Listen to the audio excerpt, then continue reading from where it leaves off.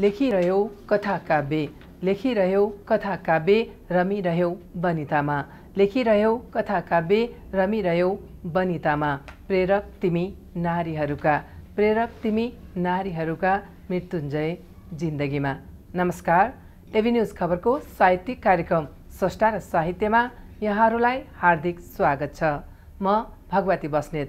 साप्ताहिक कार्यक्रम स्रष्टा र साहित्यमा हामी नेपाली भाषा, साहित्य, कला र संस्कृतिको क्षेत्रसँग सम्बन्धित एकजना स्रष्टासँग भेटवार्ता गर्ने गर्छौँ। आजको भेटवार्ताको लागि हामीसँग हुनुहुन्छ साहित्यकार तथा प्राज्ञ सभा सदस्य लक्ष्मी उप्रेती। तिमीलाई नसम्झिनु म रित्तिनु हो, जीवन रित्तिँदै बाँच्नु, मुटो दुखाउँदै स्मृतिमा बग्नु रहेछ, मुटु दुखाउँदै स्मृतिमा बग्नु रहेछ। सायद आफूलाई खोज्दै भागिरहेछु, सायद आफूलाई खोज्दै भागिरहेछु यस बेला आडम्बरको पासोमा अल्झिएर मान्छे हुनुको बाध्यतामा, मान्छे हुनुको बाध्यतामा। लामो समयदेखि नेपाली साहित्य र पत्रकारितामा समर्पित लक्ष्मी उप्रेती बुबा बृहस्पति परसाई र आमा जगमायाको कोखबाट विक्रम सम्वत 2015 सालमा आठराई हाङपाङ ताप्लेजुङमा भएको हो।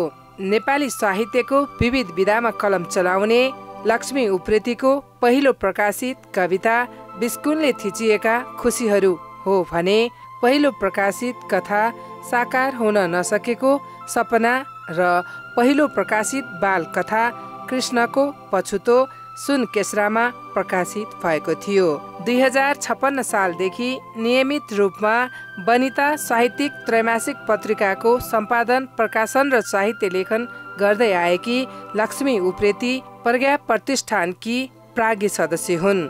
लक्ष्मी उप्रेतीका बारेमा नेपाली विषयमा MA को उपाधिको परिपूर्तिका लागि थुप्रै शोध कार्यहरू समेत भएका छन्।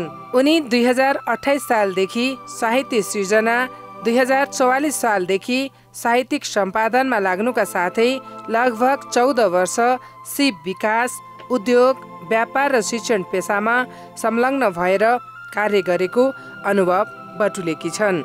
उनले विविध विषयहरूमा दर्जनौं गोष्ठी पत्रहरू समेत प्रस्तुत गरेकी छिन्। उनका प्रकाशित कृतिहरू एउटा बाटो खोजिरहेछ, मृदु स्मृतिहरू, स्निग्ध अनुभूति, अतिरिक्त आयाम, जीवन गीत, तृष्णा, रजनीको मुक्त आकाश, फ्ल्यासब्याकमा जिन्दगी, मृत्यु स्पर्श, मनेको म्याम्या, कर्मको फल, कमिलाको ताती, परी आमा, मेरो बगैँचा लगायत दर्जनौं पुस्तकहरू प्रकाशित छन्।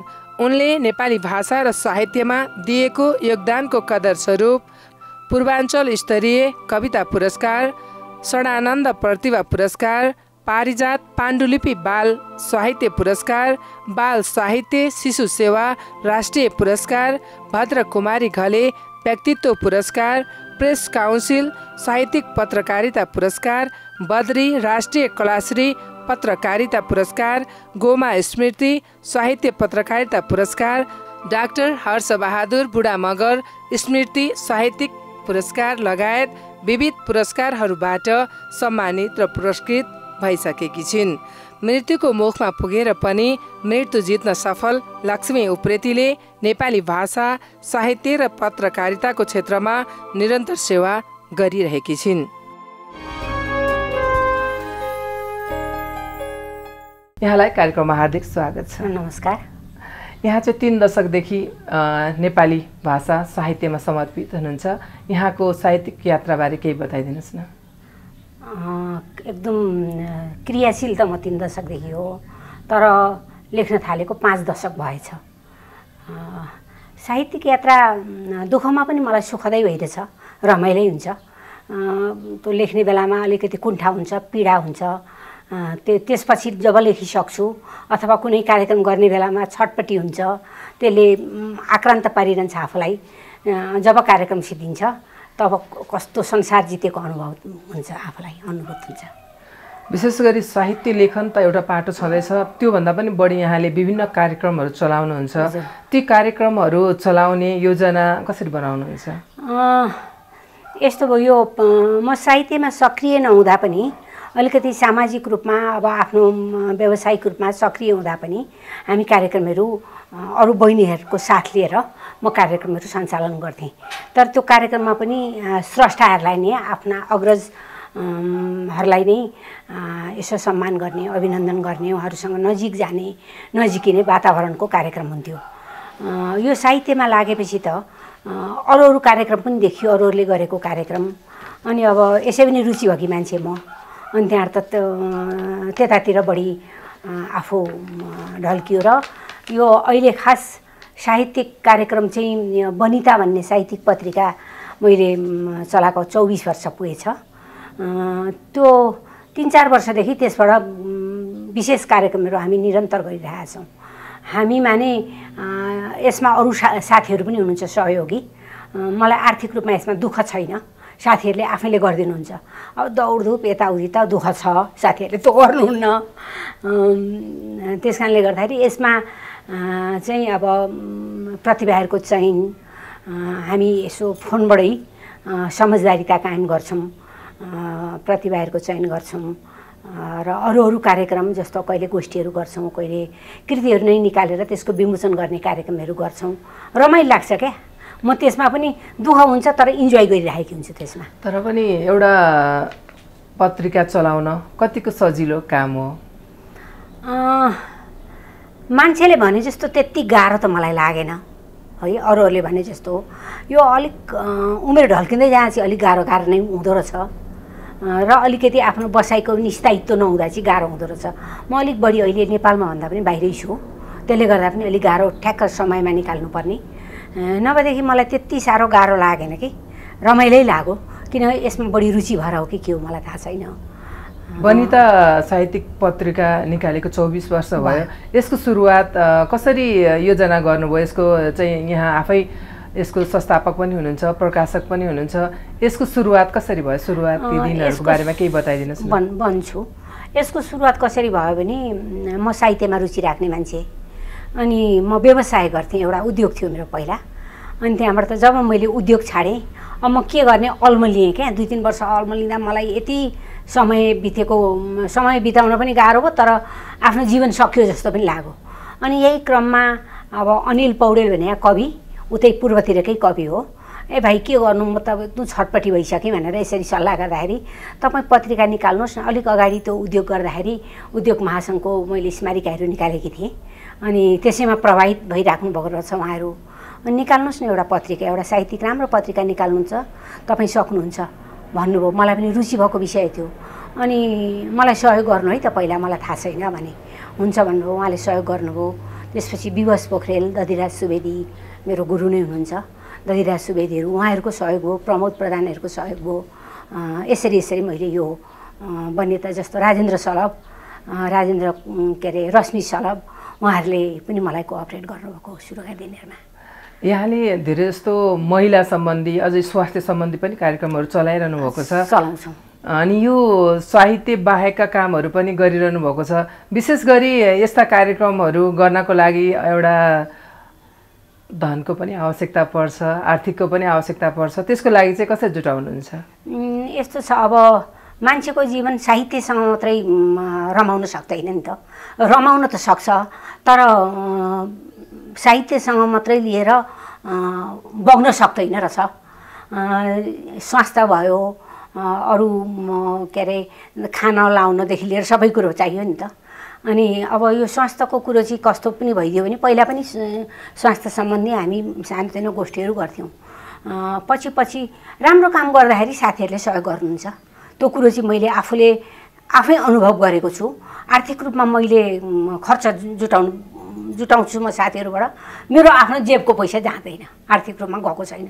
मेहनत गर्नुपर्छ, दौडधुप गर्नुपर्छ, त्यो त गर्नुपर्छ है। तर त्यो पैसाले मैले घर खर्च गर्न जायज हुँदैन, त्यो मैले जानेको छ। तर त्यस्ता कार्यक्रमहरू गर्न चाहिँ त मेरो लागि मात्रै होइन, स्वास्थ्यको अन्तर्क्रिया गरेँ भने मेरो लागि मात्रै हुन्न, अरू साथीहरूको लागि पनि हुन्छ। ल हामी यो गरौँ त भनेर भन्दाखेरि मन भएका मनकारी, धनकारी हुन्छन् नि, उनीहरूले सहयोग गरिरहेका छन्। यहाँले पहिलो कविता लेखेको सम्झना छ यहाँलाई? मैले पहिले कविता लेखेको त 28 सालमा हो। त्यो 4 लाइन चाहिँ मलाई आउँछ अझै पनि, तर छापामा चाहिँ मेरो 40-41 सालतिर मात्रै आयो। 28 सालमा क्लास 10 मा पढ्दाखेरि एउटा कविता लेखेर स्कुलमा सुनाएको थिएँ। त्यो चाहिँ सम्झना छ। अलिकति भन्न सक्नुहुन्छ? दिनपछि दिन गनेर शताब्दीले शताब्दीलाई जन्माइरहेछ, चिरकालदेखि बितेका ती अवशेषहरूले इतिहासलाई रङ्गाइरहेछ। यति 4 लाइन आउँछ। तर त्यो कविता मैले कसरी लेखेको थिएँ र म अझै पनि मैले लेखेको हो र भने जस्तो लाग्छ के। यहाँको भर्खरै मात्र एकल कविता वाचन एकदम भव्य कार्यक्रम सफल भएको छ। एउटा त्यसरी एकल कविता वाचन कार्यक्रमले एउटा कविलाई, एउटा साहित्यकारलाई कतिको हौसला मिल्दो रहेछ? भयङ्कर हौसला मिल्छ। मैले राम्रो हौसला पाएँ। त्यसमा अरू साथीहरूले पनि वाचन गर्नुभयो। जस्तो अरू वाचन गर्नेमा अरू त के अरे हाम्रो तुलसी दिवस उहाँ हुनुहुन्थ्यो, तुलसी दाई प्रमुख अतिथि हुनुहुन्थ्यो। उहाँले पनि मेरो एउटा कविता वाचन गरिदिनु भयो।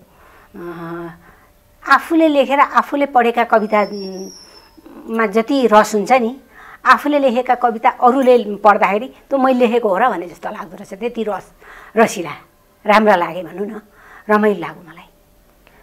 यहाँले यो नातिदेखि हजुरबासम्मको लागि बनिता एउटा साहित्यिक पत्रिका मार्फत चाहिँ यहाँले पुरस्कृत गर्नुभएको छ। अब पनि फेरि त्यो कार्यक्रम हुँदैछ, त्यसको बारेमा केही बताइदिनुहोस् न।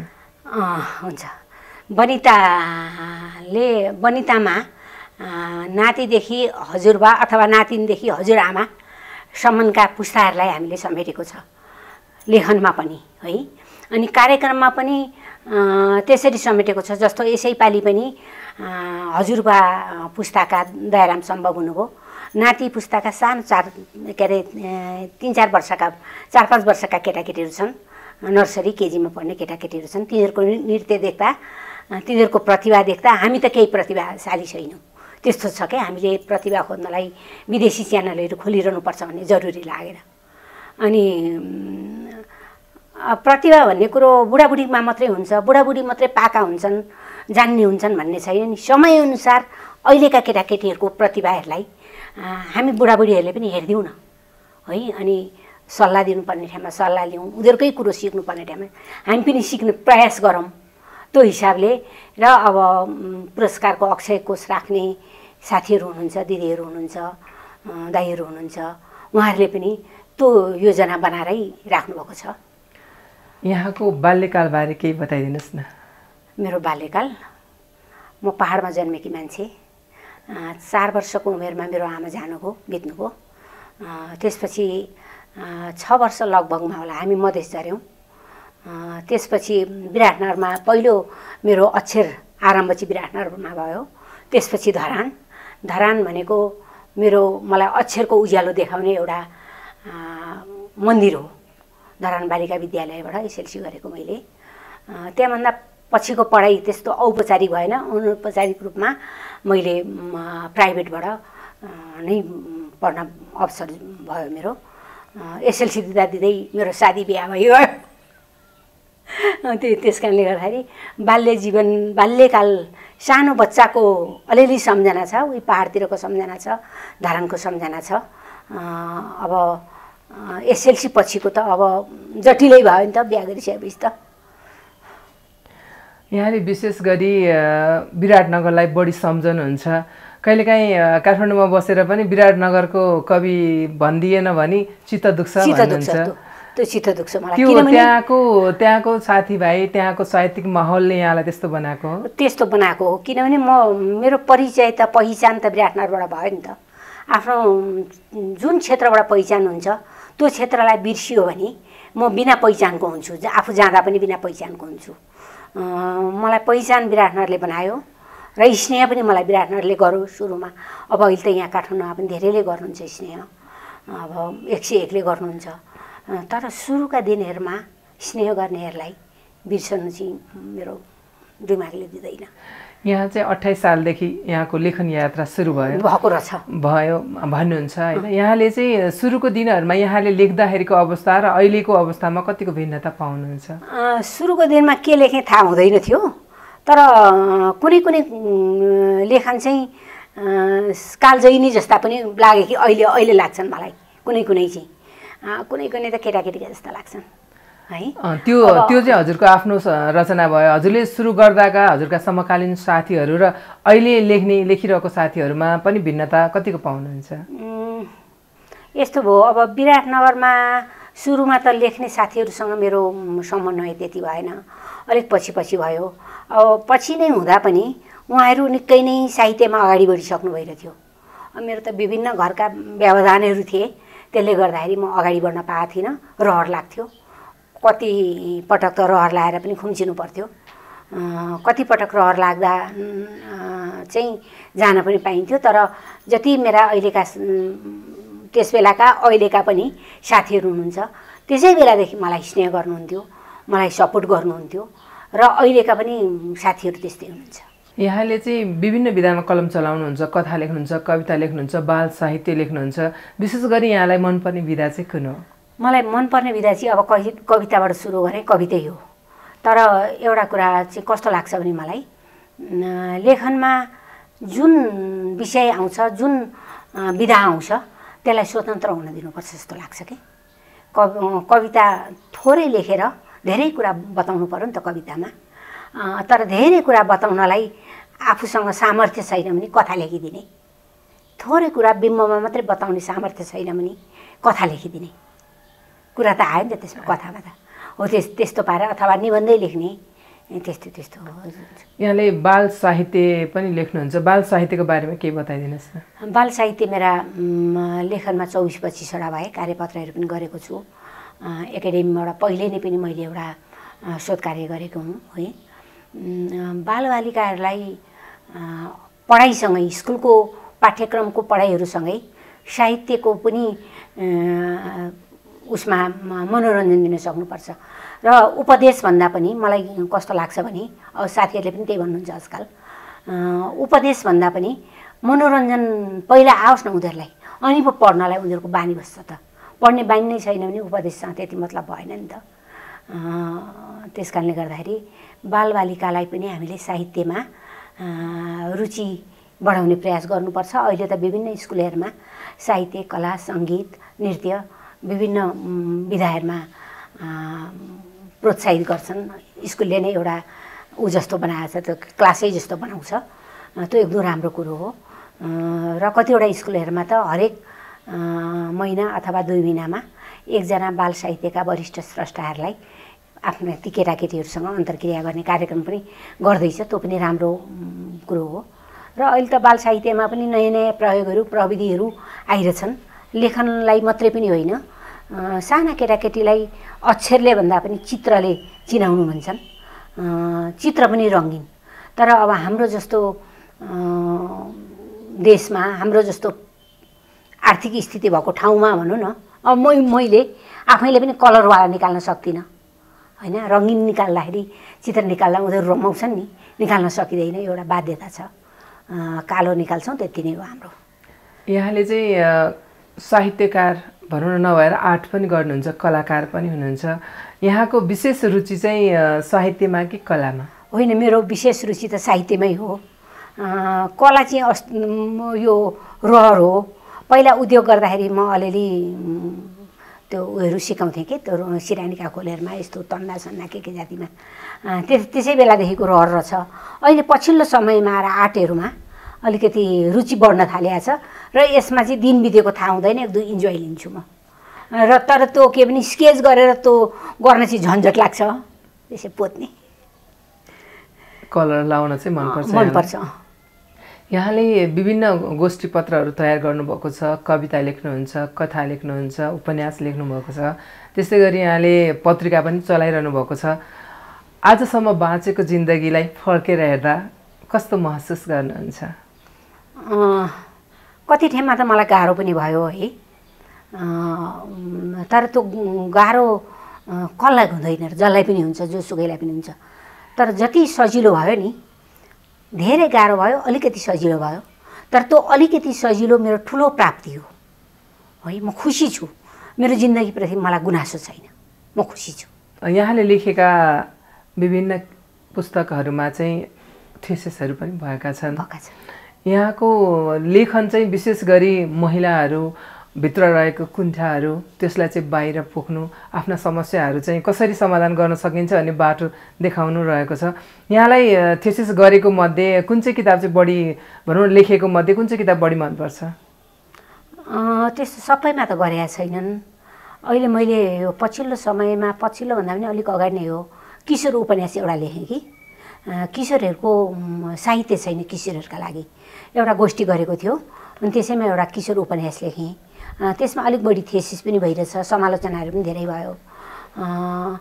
अनि कविताको एउटा स्निग्ध अनुभूति हुन त त्यसको थेसिस भएको छैन होला, कविता भनेर समग्र चाहिँ भइरहेछ, तर मलाई त्यो मनपर्छ।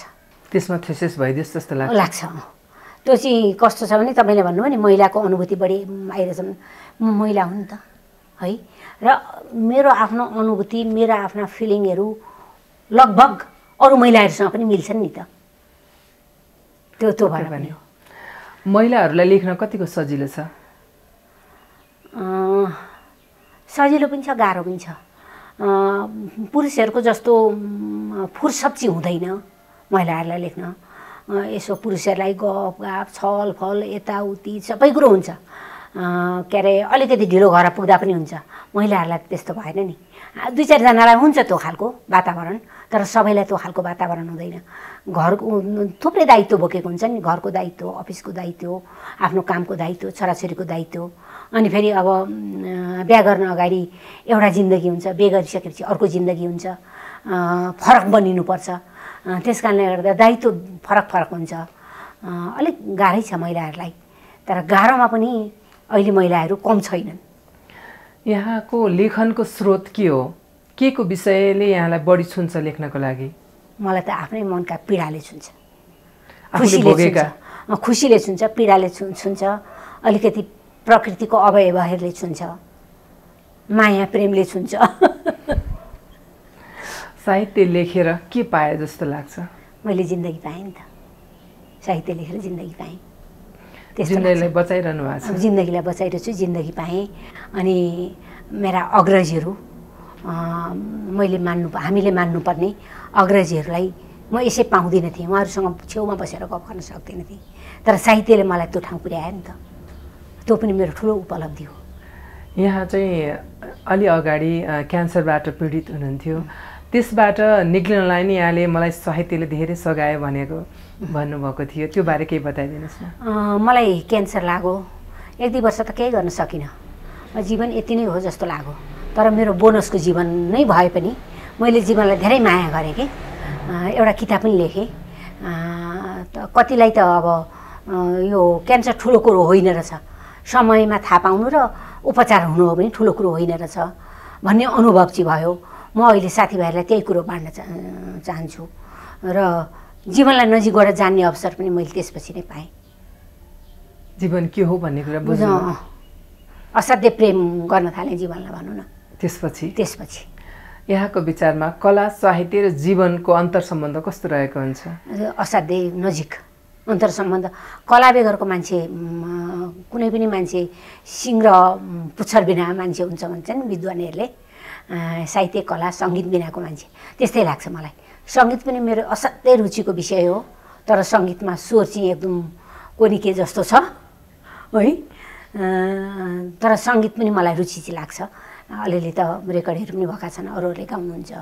यहाँको भर्खरै मात्रै जिन्दगीको बाटो भन्ने एल्बम बजारमा आएको छ, त्यो बारे केही बताइदिनुहोस् न। यो भर्खर त होइन, अलिक अगाडि नै आएको। गीत असाध्यै लेख्न मन लाग्ने, गीत गाइदिउन् भने जस्तो लाग्ने, तर संयोगवश बुलु मुकारुङसँग एकचोटि भेट भयो, बुलुजीसँग भेट भएपछि उहाँले मेरो कविताहरू हेर्नुभएछ। अरे ल लक्ष्मीजी, कविताहरू राम्रा छन् त, गीत बनाउनु न, अब यसलाई यसो गर। अब गीतै बनाउने, त्यो गीतको त्यो के हुन्छ नि मात्राहरू, मलाई त्यस्तो थाहा थिएन।